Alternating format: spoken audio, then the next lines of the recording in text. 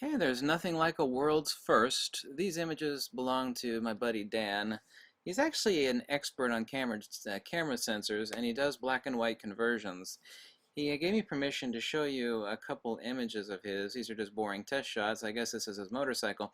These are the world's first monochrome images from an X-T3. He did a monochromatic conversion on the X-T3. He has some high-end expensive equipment that he drops these sensors in. He actually told me that the reject rate is something like you do a monochrome conversion on 3 sensors, you'll destroy 2 of them, but you'll get 1 out that's okay. So what he did is he removed the color filter array on the X-T3. So this is, you see all the much better tonality on this. This is straight out of a camera, JPEG. The only issue, that's pretty funny, the only issue now is that since the phase detect autofocus is on the sensor, he said that he burned off the phase detect autofocus, so the camera doesn't autofocus all that particularly well. That's kind of funny, actually. But take a look at the tonality. This is obviously a boring sidewall, but this is not the sort of tonal gradation that you get, because everything is about SNR, signal to noise ratio. And what if you bought a camera and you found out that all the lenses for this camera had permanent filters, you know, soldered on the end of them? It's like, well, I don't want that. That's going to cut light. Well, every digital camera in the world that's a color sensor, you know, has these filters on them that sit above the sensor. They're called the CFA, or the color filter array, and they cut light. Anything that cuts light cuts signal. Okay?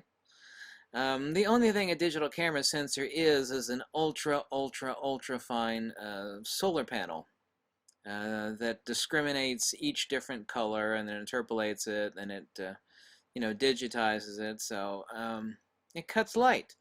You know, obviously you don't get as much light on a cloudy day when you got permanent filters over top of every damn color sensor. You don't get straight out of camera tonality like this. So anyway, this is very interesting. Um, I can see these tonal grades, especially over here on this meter. So these are world's first. Nobody, including Fujifilm. Now there might be one of these somewhere in Japan, maybe. But this is definitely the world's first true monochrome. And people's like, why do I need a true monochrome camera? You know, I could just do a black and white conversion, or I can go an A-cross. Like, you don't get it. You don't get it at all, girlfriend, because you can't shoot true black and white. So sure you can. No, you can't, because it's cutting out all the low gain. And this, by the way, is what image fidelity is. This is what micro contrast is. That color filter array is cutting light.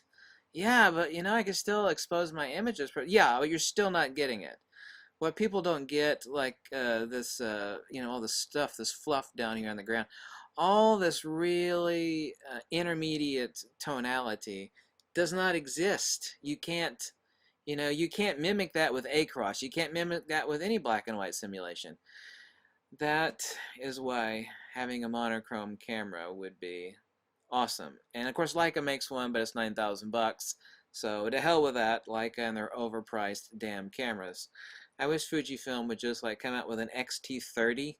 You know, all they'd have to do is just, I know they'd actually have to go to the sensor foundry and order X number of tens of thousands of sensors with no color filter array in the final stages of production, because they're actually not, color filter array does not go on when the silicon wafer lithography is created. So that's later on in the process. So I wish Fujifilm would do it. But anyway, I hope you like these images. Thanks to Dan for letting me show these images with his permission.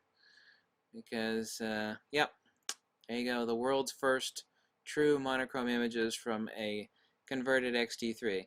The only problem being is that he burned off the phase detect autofocus points, and so now the autofocus sucks! Come on. That's pretty funny if you're a nerd.